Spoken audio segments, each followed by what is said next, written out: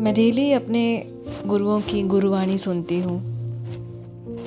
सामान्य इंसान के लिए वो बात अलग होती है और जब आप अपने गुरु को फॉलो करने लगते हैं, अब अपने आप को समर्पित कर देते हैं उन्हें, तो उनकी एक भाषा होती है और उस भाषा में आपको गहराई दिखने लगती है।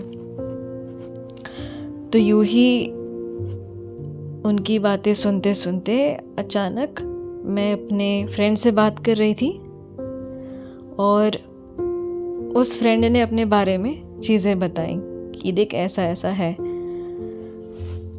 तब जो बातें मैंने अपने गुरुजी से सुना, वो बातें जो सीक्रेटली कोडेड था वो डीकोड हो गया जब मैं अपने फ्रेंड को सुन रही थी। वो ऐसे क्योंकि कई बार बातें छिपी रहती है शब्दों के बीच में और हम सिर्फ शब्द सुनते हैं और उसका मीनिंग जो हमने सोसाइटी में बनाया है उसको वैसा लेते हैं, लेकिन असल में उन शब्दों के पीछे बातें जो होती है, जो शिक्षा होती है, जो लेसन्स होते हैं, जो मैसेज होता है, जो गुरु आपसे बोलना चाहता है, उसे हमें पकड़ना चाहिए। और उसे पकड़ने के लिए ना ठहराव चाहिए, ठहराव और सेल्फ रिफ्लेक्शन। जब ये चीज़ आप प्रैक्टिस करोगे तो आप जो चीज़ें जैसा दिख रहा है उसको वैसे नहीं लोगे, उसके पीछे का अदृश्य चीज़ें देख सकोगे। हुआ यूँ, हम डिस्कस कर रहे थे कि पैसे कितने ज़रूरी होती है लाइफ में। तो पैसे तो बहुत ज़रूरी होता है ना।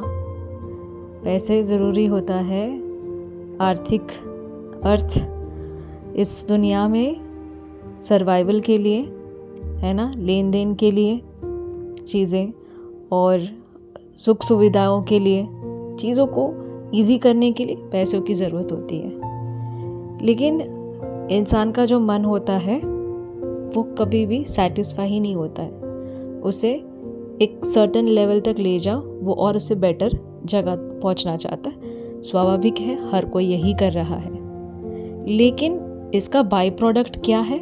इसका बाई प्रोडक्ट ये है कि अननेसेसरी हमें स्ट्रेस भी मिल जाता है, हम कम्पिटिटिव भी हो जाते हैं, प्रेशर भी आ जाता है अपने अंदर, सेल्फ प्रूफ करने का, फैमिली के सामने प्रूफ करने का, दुनिया वालों के सामने प्रूफ करने का, एक सोसाइटी में प्रूफ करने का, अपने फ्रेंड्स के प्रोग्रेस में हाथ, यानी कि अगर मेरी friend certain level of income कर रही हैं तो उसके खर्च, उसका जो शौक और उसका जो सिलेक्शन ऑफ चीज़ें रहेगा, whether it is a restaurant या फिर कपड़े पहनावा, सेलिब्रेट करने का फेस्टिवल का तरीका, वो थोड़ा ऊपर रहेगा।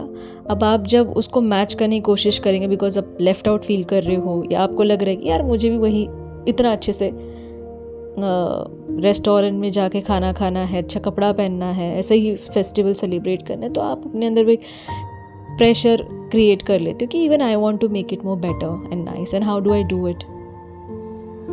But thing is that we forget कि हमें क्या चाहिए, हमारे पास क्या उपलब्ध है और हम अपने स्पीड में कैसे उस चीज़ के साथ बहें। हम इस चीज़ को भूल जाते हैं क्योंकि हम कम्पिटिटिव हो जाते हैं, आसपास जो चल रहा है उसमें बह जाते हैं और हमें पता नहीं होता कि हमारा जो कहानी है, हमारी जो कहानी है, ये अलग है बाकी सबसे। As in you have your own set of things to be followed. You cannot compare yourself with everybody's life journey. You are made uniquely, correct? आपको इस ढंग से बनाया कि आप फले फूले, ना कि आप दूसरे को देखे फले फूले वैसे। वो अपनी स्पीड से जा रहे हैं, हम अपनी स्पीड से जा रहे हैं। तो वो जो डिज़ायर क्रिएट हो जाता है, जो इच्छाएं जाग जाती है, जो कंपटीशन फील होता है, उसी वजह से इंसान अपने ऊपर एक अदृश्य सा प्रेशर क्रिएट कर लेता है। कि जैसे किसी का बच्चा कहीं स्कूल में पढ़ता हो तो वो चाहता है कि यार मेरे फ्रेंड के बच्चे तो वो स्कूल में अच्छा पढ़ रहे हैं, वहाँ तो ज़्यादा अच्छा पढ़ाई लिखाई हो रही है, मैं भी चाहता हूँ। तो अब उसको एडमिशन वहाँ कर दो तो आपके अंदर एक उसकी फ़ीस भरना, वो up to the level up lifestyle के लिए आप प्रेशर होता है।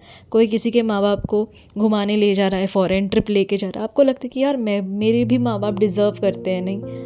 और फिर आपके अंदर एक कंपटीशन और एक प्रेशर क्रिएट हो जाता है। फेयर इनफ, आप ज़रूर ले जाए अपने पेरेंट्स को, बट आपके अपनी कैपेसिटी के साथ बिना।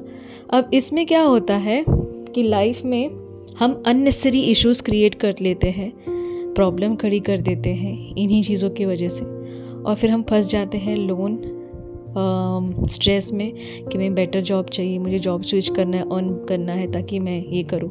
अनटिल एंड अनलेस ये बहुत ज़्यादा नेसेसिटी जैसी चीज़ें हों तब आप स्ट्रेस ले रहे हैं, डेट्स हो गया हो, बीमार पड़ गया, कोई फैमिली में कुछ हो गया हो, अंडरस्टैंडेबल है। बट लेकिन अपने कंफर्ट को अपग्रेड करने के लिए, लाइफस्टाइल को हाई फाई बनाने के लिए, या कम्पिटिटिव इंस्टिंक्ट्स को फुलफ़िल करने के लिए जो अननेसेसरी आप अपने अंदर चीज़ें लेकर आ जाते हैं, वो चीज़ें एक्चुअली अवॉइडेबल है, लेकिन हम ऐसा कुछ भी नहीं करते। तो मेरी फ्रेंड से यही बात हो रही थी और कह रही थी कि देख, I am very uncomfortable right now, मुझे घर और ये सारी चीज़ें जगल अप हो रहा है, मैं संभाल नहीं पा रही हूँ और मैं लाइफ को उस तरीके से नहीं जी पा रही हूँ जैसा जीना चाहिए। और आपको पता है लाइफ का असली मकसद है इसे जीना, इसे खुल के जीना, इस तरीके जीना कि आप हमेशा आनंद में रहें। और खुल के जीने का मतलब ये नहीं कि आप दुनियादारी में जो चीज़ें देख रहे हैं वो हर चीज़ को अपने हिसाब से करें कि मैं भी ये गाड़ी ले लूँ, मैं भी यहाँ बंगला बना लूँ और ये कर लूँ। ये आकांक्षाएं कहाँ से उत्पन्न हो रहा है और ये इच्छाएं वो भी देखें। इंसान बेसिक नेसेसिटी में भी आनंद रह सकता है। आप रखिए अपने गोल्स, लेकिन उस गोल को अपने जीने के ढंग से ज़्यादा प्रायोरिटाइज मत करो कि आप खुश रहना ही भूल जाओ। आप सेटिस्फाई नहीं रहते हो। लाइफ कभी भी जा सकती है और आप किसी चीज़ को करते करते भी जा सकते हो। बेटर है आज इस क्षण इसी वक्त आनंद में रहना सबसे ज़्यादा ज़रूरी है। तो उसके लिए आप क्या कर सकते हो वो देखो। चीज़ें रखो, लेकिन उस पर हावी मत हो जाओ, या उस चीज़ को अपने ऊपर हावी मत होने दो कि आप अपनी सुख शांति सब साइड कर दे और बस एक मशीन ही जिए, बस एक चीज़ अचीव कर लिया। क्योंकि फिर भी वो अचीव करने के बाद भी आप सेटिस्फाई नहीं होंगे, क्योंकि आपको अब खुश रहना नहीं आ रहा है। जो भी जैसा सिस्टम बना है तो आप उसको अचीव करके भी नहीं खुश रहोगे। कुछ थोड़ी देर के लिए आपको हैप्पीनेस आएगी, लेकिन फिर से आपके अंदर वापस दूसरी आकांक्षा आ जाएगी कि यार मुझे इससे भी बेटर चाहिए। तो जो हो रहा है उसे जीना है, फ्लो होना है, और अपने लाइफ में इस बात का ध्यान ज़रूर रखना है कि कैसे मैं इस लाइफ को, इस ज़िंदगी को जीऊँ और इसका रस लूँ, इसका आनंद लूँ, इसके रस में बहूँ, ना कि अपने अंदर इस चीज़ को पाने के दौड़ भाग में अननेसेसरी डिस्कम्फर्ट क्रिएट कर लूँ, प्रेशर क्रिएट कर लूँ। क्योंकि जो मिलने वाला है मिलेगा। मेहनत करें, आपको बस गो विद द फ्लो होना है। ऐसा भी नहीं कि गो विद द फ्लो मतलब सब भगवान भरोसे, यानी कि आप अपना काम करो, बेस्ट करो, बट किसी चीज़ का प्रेशर या किसी चीज़ को ऐसा मत बना लो कि आपके ज़िंदगी का, डेली का, रोज़मर्रे का जो शांति और सुकून है वो ख़त्म हो जाए।